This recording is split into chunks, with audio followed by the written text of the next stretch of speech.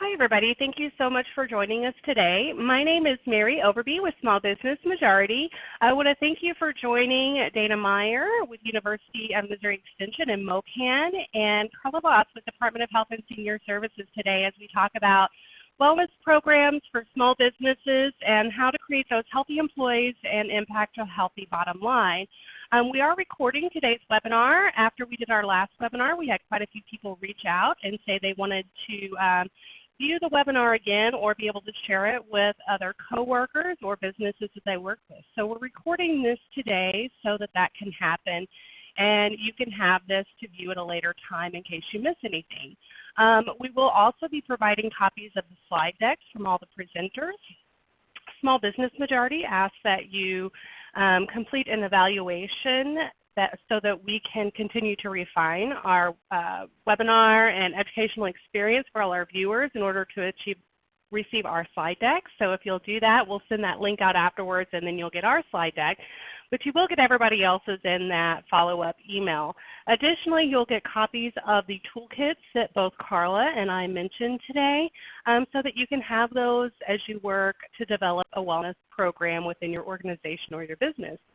With that, we are going to get started. We've got a great crowd with us today. A couple more people look like they're hopping on, but just to thank you all for your time today, we're going to start off today's presentation with Dana Meyer from University of Missouri Extension, and she's going to talk about a group that all of us are involved with called MOCAN and talk about how you can get involved.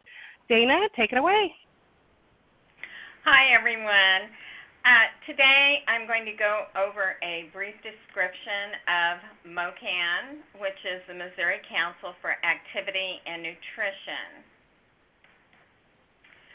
MOCAN is a coalition, which is an association of state and local agencies, institutions, and other coalitions whose goal is to prevent obesity and chronic disease through nutrition and physical activity using current evidence-based practices. Our target audience consists of healthcare providers, public health practitioners, and anyone else who is interested in preventing obesity and chronic diseases. Our goal can be achieved by consistently maintaining an effort towards blending more nutritional foods with increasing physical activity and using current best practices.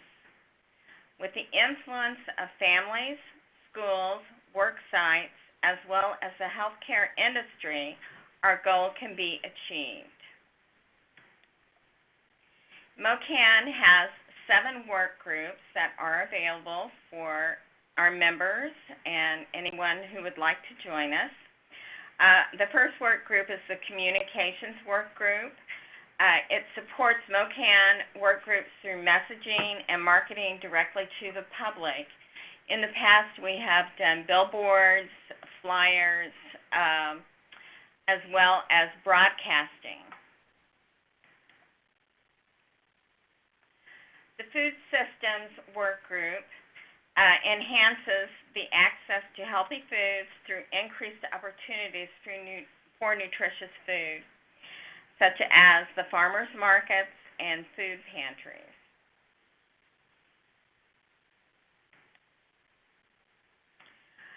The Healthcare Work Group supports healthcare professionals and healthcare systems to promote physical activity and nutrition habits.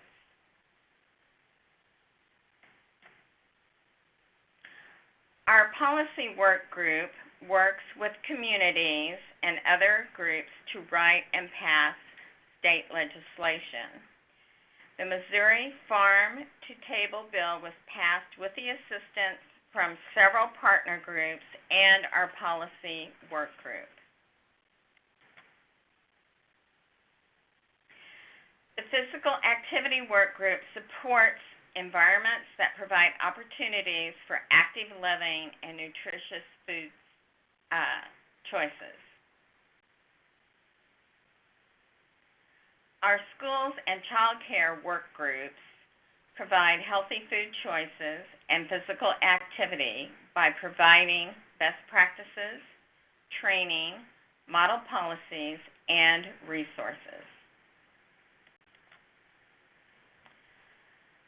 The Worksites work group encourages businesses to implement a wellness program for staff during the workday. This work group developed the WorkWell Missouri Toolkit for Missouri businesses.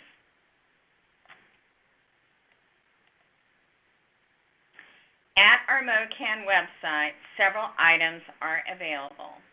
There are links to social media, Facebook and Twitter, membership applications that are online, a list of work groups and what they're, a description of them and what they are working on, the most recent MOCAN newsletter, and other MOCAN initiatives like Live Like Your Life Can Depend Upon It and Skip the Salt.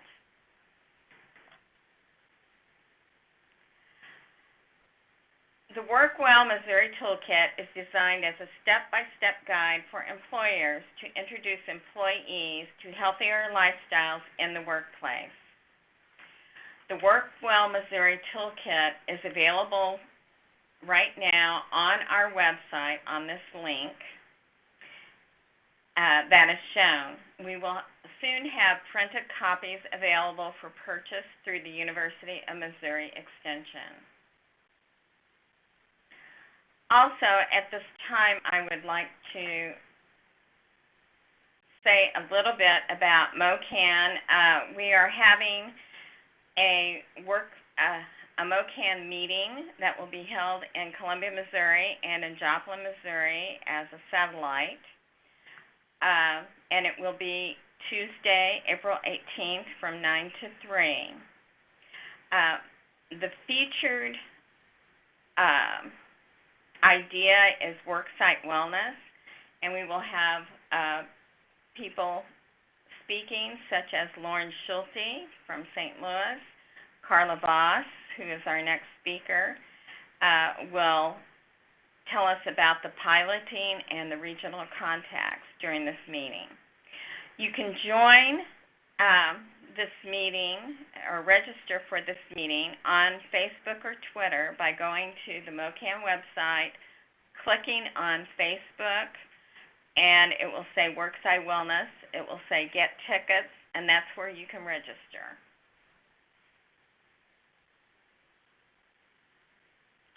Our next speaker, Carla Voss. She is a health educator with the Department of Health and Senior Services, and she will give an overview of the WorkWell Missouri Toolkit.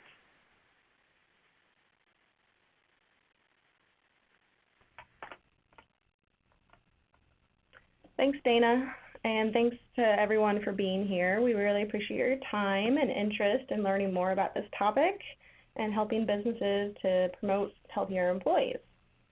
So like Dana said, MOCAN, the Missouri Department of Health and Senior Services, and the University of Missouri Extension have all been partnering together over the past year to create the WorkWell Missouri Toolkit, which I'm going to be talking about.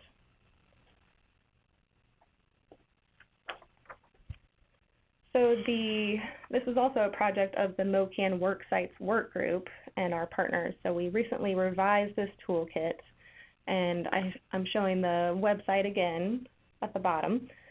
So the goal is to guide employers at each step and to give resources for programming, so it decreases the business's time commitment when they're planning worksite wellness. So we really outline at each step, so a wellness coordinator could describe the steps to her committee or to be able to sell it to an employer to promote worksite wellness as a good option. And the toolkit is created for small worksites who have never done this before, but it can also help bigger businesses improve their programs because there's a lot of activity ideas and samples and some good information about evaluating and planning and implementing, which are continuously updating. So I would like to go over quickly each step so you become a little more familiar. At the beginning of the toolkit, it does describe what worksite wellness really is. It talks about topics covered that generally focus on chronic disease prevention, like heart disease, diabetes, cancer, and how to target changes to make it easier to be physically active or eat healthy. Other topics like tobacco and stress prevention are also great to include, and these are the 4 topics that Missouri decided to make a priority for our toolkit. And we know that people spend at least a third of their day at work, so it's really important that there are healthy choices in the workplace. So the first step of the toolkit addresses why a business should develop a worksite wellness program in case someone's new to this and needs to sell it to management on why it's important. So it really goes over the benefits to both employers and employees, like decreasing health problems usually leads to lower healthcare costs, which is good for both employers and employees. It decreases absenteeism and presenteeism. Presenteeism is when employers are at work, but they're not as productive as usual because they're stressed or depressed or have an injury or illness. Employees can improve productivity due to fitness or health or morale. And a lot of times social support is built into a worksite wellness friendly environment, which increases employees' likelihood of succeeding. It can also lead to a safer environment, and it makes the worksite be seen as an attractive place to work, which retains quality employees and decreases turnover. And showing that the organization has a commitment to health is effective to attract new employees because people are looking for this as worksite wellness becomes more popular. They're looking for these kind of benefits when they're choosing a new job. And we all know that a productive, healthy, happy worker is better for both the employee and employer. So there's a lot of studies showing different numbers on return on investment. Most average at least $3, some as much as up to $6. You can't expect a few years, though, to see that kind of return, but the more money you put in, the more you get out of it, and changes don't have to be really big. Smaller businesses might not see as drastic of a monetary difference, but should consider the value of the investment, like the benefits that we just discussed that are kind of harder to measure in monetary terms, but they definitely have a lot of positive feelings and aspects for both employee and employer.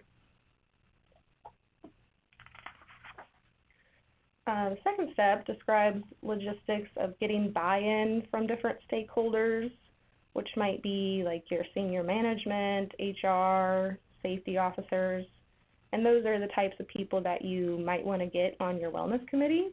And it talks about what a committee and a coordinator's roles and responsibilities are and how to go about starting those first meetings if you've never done that before. And there are several appendices that have a lot of helpful tips and checklists and samples, mostly for the wellness coordinator, and he or she can share those with the committee, and it can help with creating the committee. So the next step is assessing, and this is a critical piece because you need to know where you are before you know where you want to go. So assessments can cover a wide range of topics, which is why it's helpful that your team completing the assessment be a mixture of people who know different aspects of the worksite. And the same people might sit on your wellness committee as you want to complete the assessment, but it doesn't have to be.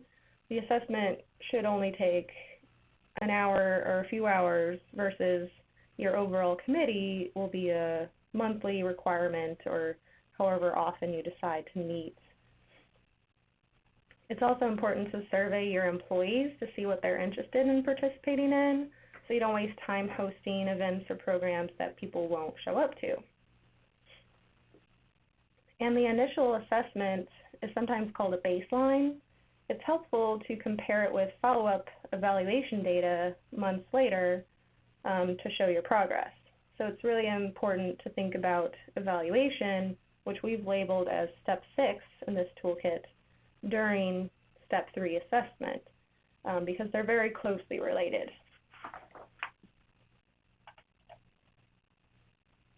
We recommend the CDC Worksite Health Scorecard as the assessment. It's a basic benchmarking tool that assesses 16 different topics of health, and it guides you through the process to help you plan and implement, and everything, all the initiatives suggested are evidence-based. The scorecard is over 100 yes or no questions, but it's designed to take only 30 minutes. It can be done online, and it gives you the flexibility to score multiple locations if your business has that. And when it's done, you can help prioritize topics, and there's links given to suggest activities in those areas.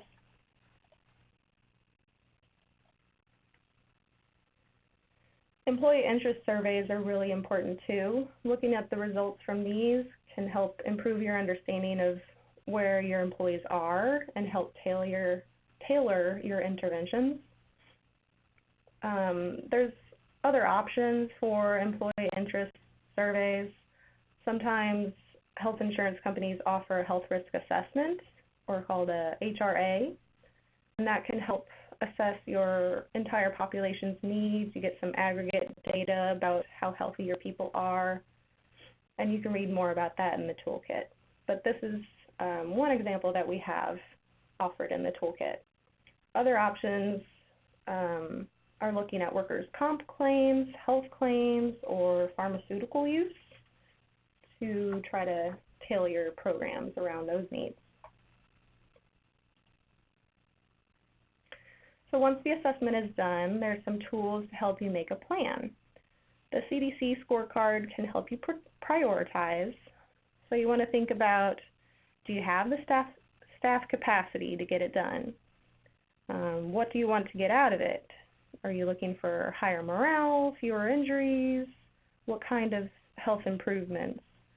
What could realistically be done in a year or two? You want to have some small successes up front so people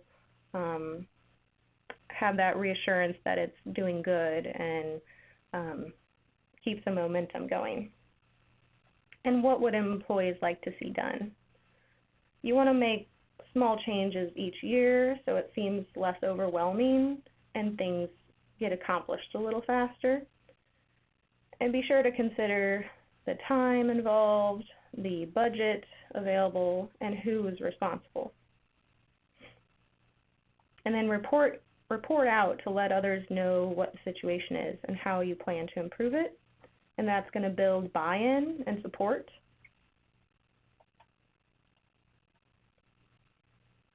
This diagram shows that the more people you reach with an initiative, the less the overall cost. So the blue shows the people reached increases as the cost in green per person decreases. So if you make plans on where to focus a wellness effort, some have a greater impact. So targeting individual changes takes a lot of resources and only affects one person at a time. That's, for an example, a health screening. On the interpersonal level, that'd be like education through presentations or printed materials and internet resources.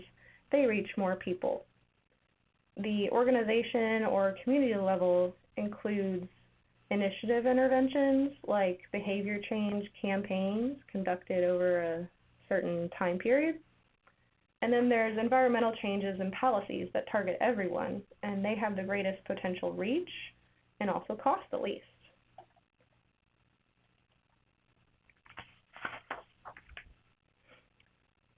So sometimes choosing priorities can be tough. If you're undecided for each item from the assessment that needs improvement, ask the following questions. How important is it both to your employees and to management? How much will it cost? how much time and effort is needed, how well does the item match employee interests and other relevant data, and how great is the potential reach, or how many employees might be affected. And if possible, use the employee interest survey results to help answer these questions, and you can try to package interventions together if possible so they fulfill multiple goals. So our toolkit provides some information on possible intervention choices addressing our top 4 priority topics shown here. So using evidence-based interventions can help a worksite reach its goals and objectives. Evidence-based means that a program has been used by others and it's been evaluated and proven to be effective. The CDC also has resources for all topics included with the scorecard, so that is linked in the toolkit.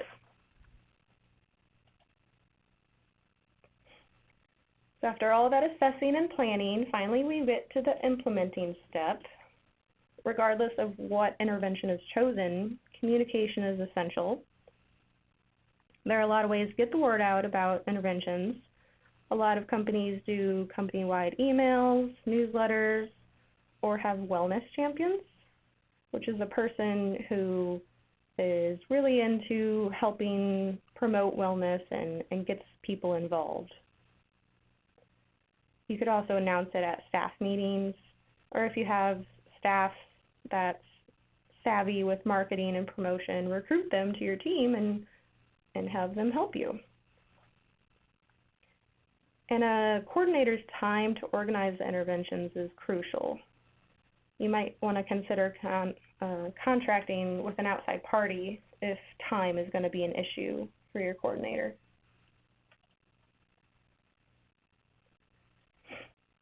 There's many key factors that influence people's health behaviors. Consider some of these in maintaining participation. So for time, people are very busy at work, so they need to have interventions that are already existing within natural breaks throughout the day. So that could be their morning or afternoon breaks or lunch breaks or after work. And how accessible is the intervention? Is it on site or is it nearby? Knowledge and awareness. People need to know why health is important and how worksite wellness will help them and how to become involved with unfamiliar activities. And being able to provide no cost or reduced cost initiatives will help participation rates. The buddy system or teams make people feel accountable and keep at it. So you can read step 5 in the toolkit for more of these ideas. So when you're implementing, remember you want to start small and don't be pushed into a fast startup. You should try to work slowly and focus on employees' needs and interests and target everyone, not just the high-risk group. Try to encourage people to participate to better themselves, not just to get the prize or whatever incentive you're offering. And try to have fun with it, because people may not want to participate if it's not going to be something fun, because it's something that they're doing on their break time. And then, of course, you have to evaluate to make sure what you're doing is making a difference. So to see if the bottom line was affected, you can look at things like attendance, sick leave usage, and employee turnover. Needs assessments and employee feedback or interest surveys can be looked at before and after an intervention to see if other things have changed, like morale, environments, practices, and policies. And then think about, how do you measure productivity and how could that be related to what you're doing as a worksite wellness intervention? If your business is self-insured, you can look at healthcare usage, but it might take several rounds of interventions if they're small scale to begin to see cost savings. And remember, it is important to think about this step during step 3, which was the assessment step, because they're very closely related.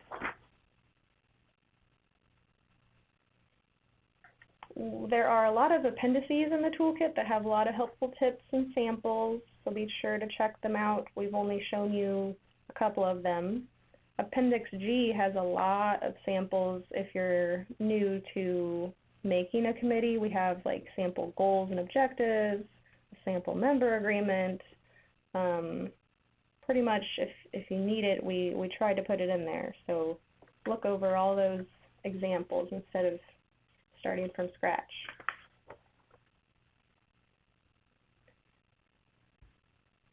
So I want to thank MOCAN again, and I hope that we might see some of you at our next meeting on Tuesday.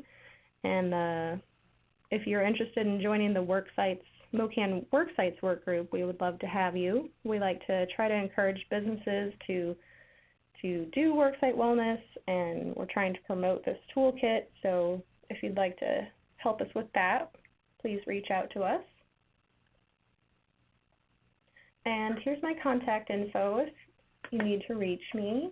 And I think we're going to take questions at the end. So I'm just going to introduce the next speaker, which is Mary Overby with the Small Business Majority. And she is also our co-chair for the Worksites work group of MOCAN.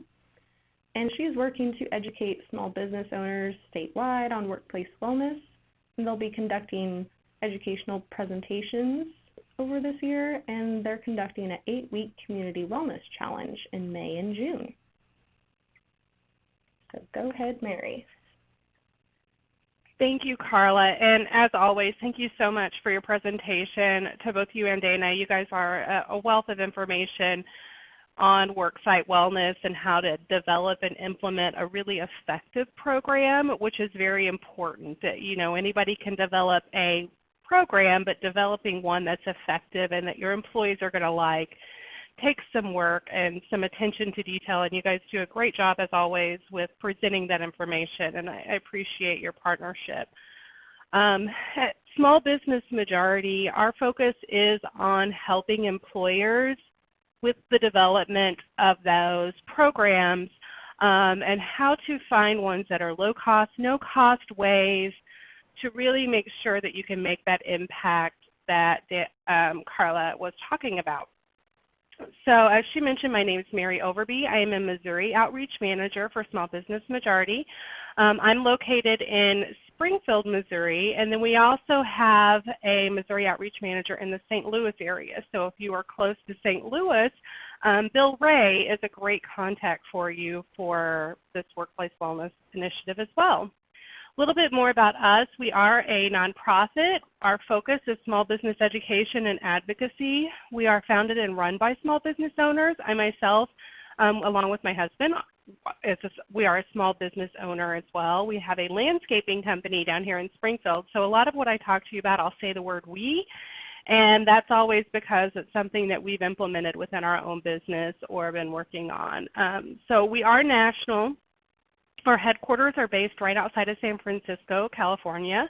We have offices there in Washington, D.C., which I mentioned we do a lot of advocacy, and that's why we try to do that. It's because we're able to connect small business owners directly to their representatives in Washington, D.C., as well as at the local and state level. So if you're ever interested in any of that, we are always looking for small business owners who want to get in contact with their representatives and maybe just don't know how to do that effectively. We do focus on a lot of different issues outside of workplace wellness. Access to capital is a really big one that we're working on, as well as retirement security, but we do a lot of healthcare related issues. For the past 3 years, I have done Affordable Care Act here in Missouri and the Small Business Health Options Program, the SHOP program. And so that's been a lot of fun. We really try to focus on the things that matter to small business and make sure that we can provide that free resource and an expert level so that you guys don't have to go out and learn it all on your own, because no one has time for that, right? So we do conduct a lot of polling. That's how we decipher what topics we need to focus on. And because of that polling, we really found out that businesses are extremely interested in workplace wellness, especially right now when everything else costs so much. They want to find out how to make a huge impact on their employees for the least amount of money possible. I mean, we're all worried about our bottom line, and so therefore, how can they do that? There are a lot of barriers to implementing wellness programs. Carla mentioned we're doing a challenge. It's an 8-week challenge. It's completely free to businesses and nonprofits. The first question I always get is, what do I have to do though?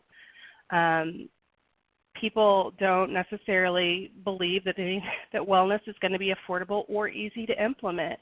And so one of the first things that I'm able to do is sit down and say, this is going to be easy, and it's going to provide you with an opportunity to try stuff out and see what works for your business.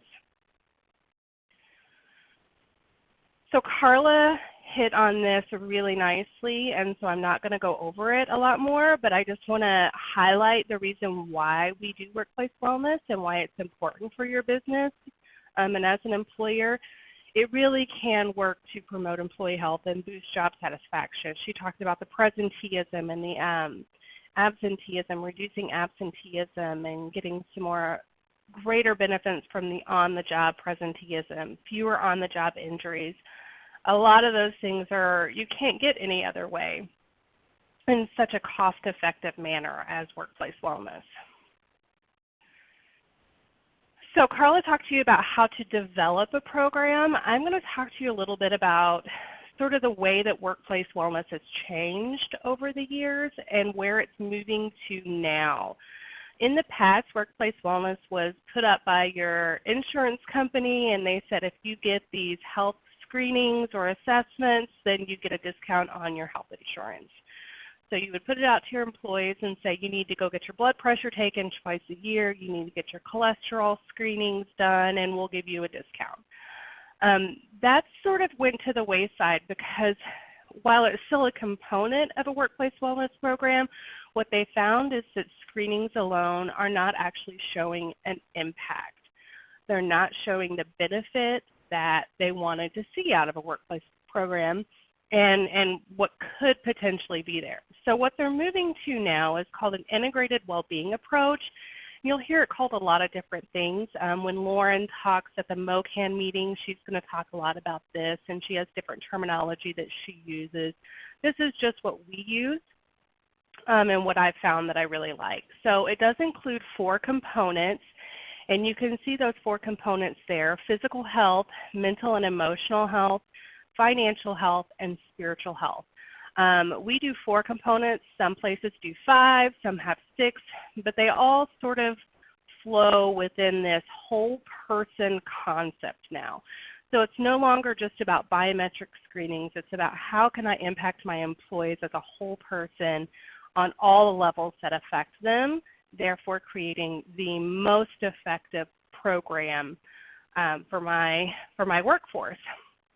The other benefit that you have behind doing this integrated well-being approach is that it's not a one-size-fits-all approach, which is very, very effective when you're looking at trying to get your employees motivated to actually participate in your program.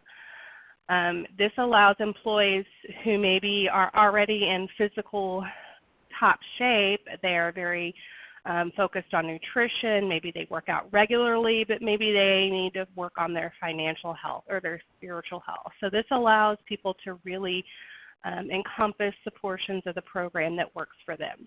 So what we're going to do today is go through all of these 4 components and just give some examples of how you can integrate them. I'm obviously not capable of giving you every example through here, but we do try to provide a lot more within our toolkits, and then there's a lot of information out there on the web, and you can always reach out to one of us personally. So we're going to start with the mental and emotional health. One of the most important things that research has found is to be family friendly. People are doing this by allowing people to work from home maybe 1 day a week or in the afternoons, making sure that employees can attend a soccer game for their kid that's after school, or maybe their parent or aunt or uncle has a doctor's appointment that they need to take time off to do that, and making sure that your employees are not negatively impacted by taking that time. Encourage them to do that. Additionally, encourage them to use vacation time. I have a coworker that this is a big thing. When we were doing the pilot for our challenge, our HR person directly pointed her out and said, we are no longer going to allow you all to keep all of your vacation time and never use it. So you can carry over so many hours each year, but you have to use the rest of your vacation time. And then when you're on vacation, you can't check your email and continue doing work. All of us are extremely busy professionals, and it's very hard to unplug, as they say. And you can't force your employees to unplug, or yourself as an employer, but do encourage them to do that. One thing my bosses went to is the next bullet point, and she's allowing herself one meetingless day per week. So she's utilizing that day to catch up on calls back to people, or emails, or maybe grant reporting or projects that need to be addressed. We all tend to overwork, and we schedule meetings all the time, and it can be very stressful. So allowing that one day per week to decompress and really focus on the less fun things that we don't want to do, or we say we'll get back to that later. And then lastly, they're providing alcohol management counseling. This is something that the Affordable Care Act actually brought up to the forefront with health insurance, and it is one of the 10 essential health benefits to provide mental health and substance abuse counseling. So if you're providing health insurance for your employees, make sure that they're aware that this is something that is provided by their health insurance now. They may have a copay or something like that to access counseling services, but just making sure that they're aware of the resources. Obviously, as an employer, we're not encouraging you to specifically provide alcohol management counseling, but providing them with the resources are really great. And making sure that that's anonymous and that it's not going to come back and negatively impact them as an employee is very important. So for financial health, this is actually a huge movement. We started addressing financial health ourselves within the last year or so. And when we started, there wasn't a lot of information out there. You really didn't see a lot of people focusing on this with small business. So within the last year, this has become a huge component that way more people are doing. Now, I'm not saying this wasn't there at all, because it absolutely was, but it's definitely becoming more common. I guess it's a great way to say that. So some things you can do as an employer: holding financial literacy classes. Once again, collaborating with your local resources, CDFIs or small business and development and technology centers, other nonprofits that have received grant funding to do this. I know here in Springfield, we have community partnership with the Ozarks that's provided cash classes for years. Making sure that your employees are aware of the resources that are available. So provide health insurance or access to quality health care. For a small employer, health insurance is often one of the largest expenses. And so maybe health insurance isn't the option for you, but making sure that if it's not, that you are able to help your employees get signed up for the individual marketplace, or that they can look at direct primary care available in their area, or that they're aware of the community health centers. Just making sure that your employees, when they're sick, have available health care options. Holding health literacy classes. This is something that we do, as well as a lot of other places as well. But health literacy is a huge component. You may be able to provide health insurance to your employees, but if they don't understand how to use that health insurance, it's not going to benefit them. If they don't know what a deductible is or how much their co-insurance is going to be, they may be very leery about actually utilizing that. So making sure that they understand the key terminology and how to actually utilize that health insurance is very important. Missouri within the last couple of years has had a lot of organizations that have taken on the health literacy component. When you look at the federal navigators that are doing ACA enrollment, or the certified application counselors, most of them are doing health literacy or available to help answer questions or come do one-on-one presentations at your location. So there are a lot of resources available here statewide that can help with that. Providing retirement security options is another thing. We just got done doing polling on retirement security and found that most freelancers or small business owners do not have any type of retirement security options set up. So making sure that your employees, if you're not able to provide something as an employer, make sure that they know of ones that are available for them as an employee. So like my employer is not able to provide money into my retirement security or my retirement plan, but I'm able to do it tax-free, the pre-tax contribution to a retirement plan, so I can still save up and I can still understand how I can save for retirement. So once again, there are an enormous amount of local resources available. We're working here locally with Modern Woodman and Edward Jones to do a presentation at the end of the month, and they're doing the retirement security. SCORE Mentors and SBA are a great resource.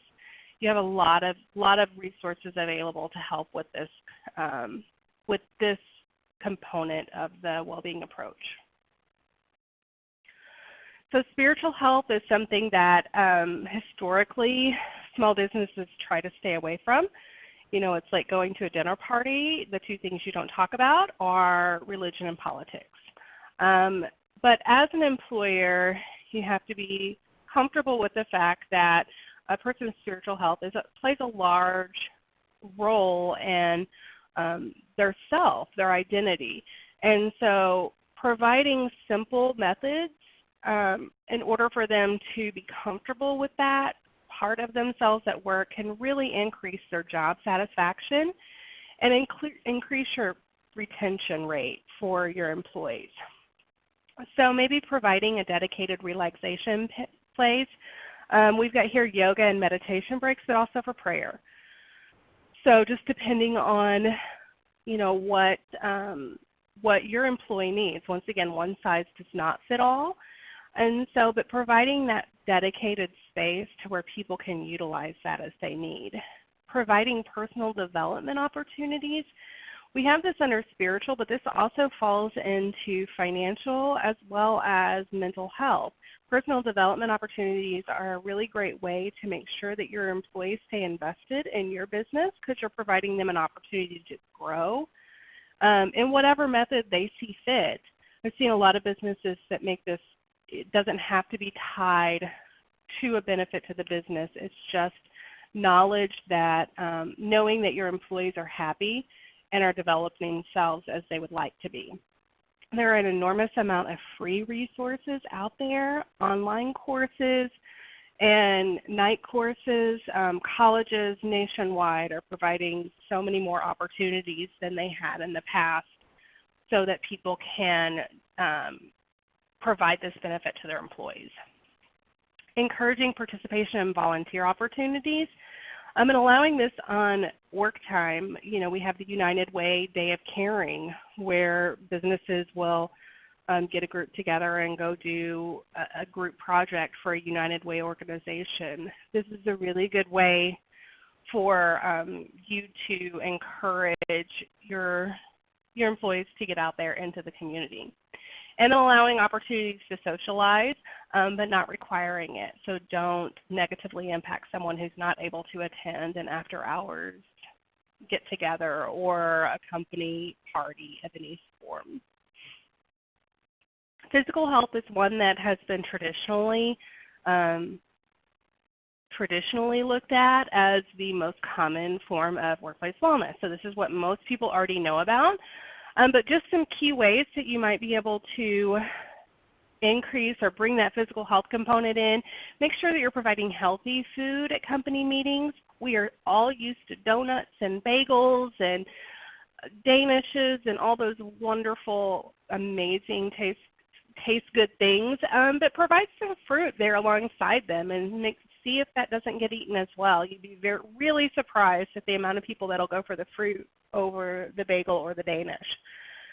Replace unhealthy food options in the vending machine, or at least make sure that you have healthy options in there as well. Peanuts or granola bars, things that have high energy impact but low calorie or good, they pack cholesterol then. Encourage your employees to eat breakfast, and a healthy one especially. So a donut, unfortunately, is not a healthy breakfast, so encouraging them to eat donuts at breakfast may not be the best method, but encouraging them to eat proteins like eggs or whole wheat toast or fruit, things like that are a really great way. And then providing water to employees. A lot of places have, maybe a Culligan water supply or a water fountain, or they provide bottled water in a company refrigerator that anyone is available to take. So making sure that they have that available so that they can try and get those 6 to 8 glasses per day in. This first one here is one of my favorites. I love walking meetings. I had my former coworker in St. Louis. She and I had a weekly meeting, and she would walk her dog every single time we talked on the phone. And so not only was her dog happy, but so was she. And it was a really great way to get in some extra steps, get up from our chair, and really just get active. Hosting a wellness competition. I threw this in as a shameless plug for our competition that's coming up here in May, and we'll talk about that more here in a second. Institute stretching breaks, so make sure that people can get up. Encourage them to get up and just stretch or walk around a little bit. Every hour is what they recommend, so once an hour for maybe 5 minutes. Install standing desks. Another thing that I recently heard from someone that they had implemented here in Missouri were the walk stations. So it's like a treadmill with a computer attached, and people can work while walking without having to leave the office. And they've had a really great impact and really enjoyed that. Putting up rotating art displays. We have a home interior designing company here that provides art for businesses like the E-Factory, that collaborate with local colleges to have students put up art that encourages your employees to get and look at that art and see what's new. And then providing tobacco cessation programs. There is just an enormous amount of information on the positive impact that quitting smoking can have on your health. So that is all available. Enticing your employees to join is key. You can set up a program all day, but if nobody wants to do it, then it's not going to be worth your time. And your time is very important because we're all very busy. So making sure that you do that assessment and know what people actually want to participate in. That's why that assessment is so important. Making sure that they're aware of it, and you've done your media, you marketed this to all of them, and they know what's available. Emails, flyers, any of that kind of stuff. All of that will increase their participation. Make it voluntary, and make it to where it is not one size fits all. A really good thing to do is share success stories. When we did our pilot for the challenge, I liked to talk about things that other people, some of my coworkers might have found that really worked for them. I had one coworker who started using Headspace, which is a meditation app, and she loved it. She started every day meditating because of our challenge. And so I was able to share that story with other coworkers who then started using Headspace. So making sure that people can share those success stories and what they liked and maybe what they tried and didn't like, so that people don't waste their time or get stuck on something that's not good for them. Remind them of the benefit, make it easy to be involved. The easier it is, the better off you'll be, and so will your employees. Provide incentives that, like Carla said, don't overuse incentives. The incentive really for your employees needs to be their own physical health. and their mental health and spiritual health and financial health. That is your top incentive. I did mention that it needs to be voluntary. I am not a legal expert, so if you are considering implementing a formal workplace wellness policy, we do encourage you to have someone review that who is a legal expert, perhaps your attorney, and make sure that you meet those requirements: voluntary, non-discriminatory, protect confidential information. I apologize. I've had a cold and I might cough here for a minute. I'm so sorry. Small Business Majority does have a workplace portal that you can go on and download our toolkit, look and find out what other upcoming events we have where we're collaborating with amazing partners like we did today, and sign up for that Workplace Wellness Challenge. A little bit more about our challenge, and we're running close on time, and I want to make sure you get your questions answered. But just so you're aware of what we have going on, we're doing a Healthy Business, Healthy Community Workplace Wellness Challenge. It is grant funded, which means that it is free for businesses to participate in. If you are in the Springfield area, Joplin area, or St. Louis area and have less than 100 employees, small business or nonprofit, we'd love to have you be a part of this. The goal is to provide you with a way to start looking at implementing workplace wellness without having to actually drop any money into it. It's that pilot phase for you as an employer. We also want to make sure that you can connect with other businesses. We're going to do lots of fun stuff, hopefully. I think it's fun. Hopefully everyone else was. And we're going to have local sponsors that are providing prizes. So the point score system is based on a team average, and it's a lot of fun. Wellable is the platform that we're using. You can go online and check them out and see a little bit more about that platform that we'll be using that you would get for free for your business. There are lots and lots of resources out there available for small employers.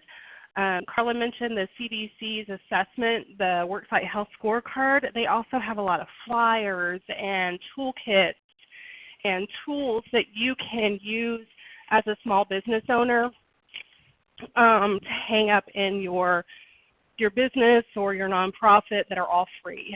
Same goes for the American Heart Association. There's just a lot of resources available. The SHRM SHRM Foundation has a lot specifically for HR managers. U.S. Chamber of Commerce, your local Chamber of Commerces are involved in this.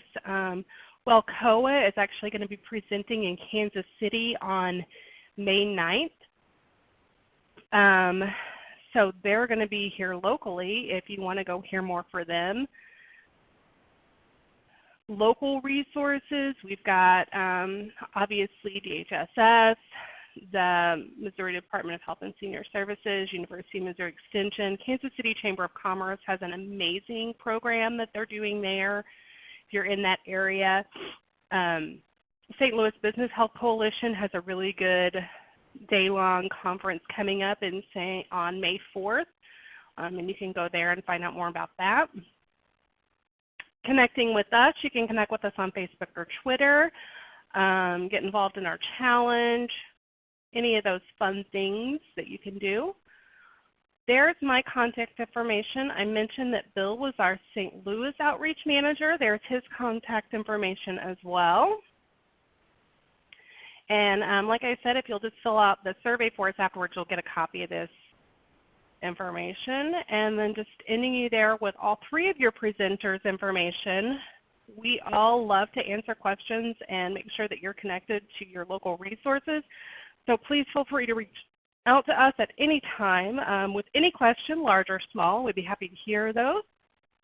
And that actually is going to lead us into our question and answer portion. We've got about 5 minutes. If you have any additional questions, please feel free to type those into the chat box. But right now, Carla and Dana, if I could have you guys be ready to do some Q&A, we'll start with some of the questions that have came in while we were presenting today. All right, so Dana sort of answered this earlier, but Dana, I want to have you clarify on this. Does it cost to be a part of MOCAN? There is no cost whatsoever to be a part of MOCAN. We take memberships for organizations as well as individuals or individuals that represent the organizations. It is free. Our meetings are also, there is no charge for them, and we do include lunch free of charge. Again, our next meeting will be Tuesday. It will be in Columbia, Missouri from 9 to 3, and the satellite meeting will be in Joplin at the Freeman Health Systems from 9 to 3 as well. And we will communicate back and forth on it. Again, lunch is provided in both places. Thank you very much, Dana, for clarifying on that. Carla, this question came in while you were presenting on the toolkit, and so I'm going to start it off with you. How do you measure morale of the organization? This was part of the evaluation component, I believe. Yeah, that's a good question. I think you could easily have some questions into your employee interest survey, or you could make this a completely different survey. Just surveys are probably your best bet, and generally something written, a web link is probably going to give you the most confidential way to ask those questions. I know other companies can kind of get a sense of morale through looking at some of their other measurements like productivity and turnover. You can kind of tell how happy people are about working with how productive they are and if they leave your agency regularly. Same kind of goes for absentee rates. Can I add a couple of things to this? This is Dana. Absolutely. Sure. Yeah, Dana, go for it. Thank you. I think you have to realize that employee morale is a continuing process, and one of the most important things is communication between administration and their employees. It's kind of a two-way street. People want to know that you are hearing them. You can do that informally by chatting with them and trying to listen to their problems and address them. The surveys, I think, are good for larger companies because, you can't be everywhere all at once. But that's what I wanted to add, as well as there is a big correlation between productivity and employee morale. So that's all I have. Thank you, ladies. I agree with all of that. Anonymous is a great, be anonymous and measure the productivity, and really you can see that direct impact. We have reached the end of our time today. I just want to thank you all so much. If we didn't get to your questions, please feel free to reach out to me via email, and we'll get you an answer to that. We have recorded this presentation today, so if you'd like to come back to that, we'll be happy to send you that recording so that you can either watch this again or share it with others. And we will be scheduling additional webinars throughout the year to make sure that we can provide this kind of information to anyone who needs it. Once again, thank you all so much for coming today. We hope you enjoy the rest of your day, and I hope it's as sunshiny there as it is here in Springfield, and we look forward to seeing you all soon. I'm going to stop the recording and the meeting now. Thank you all.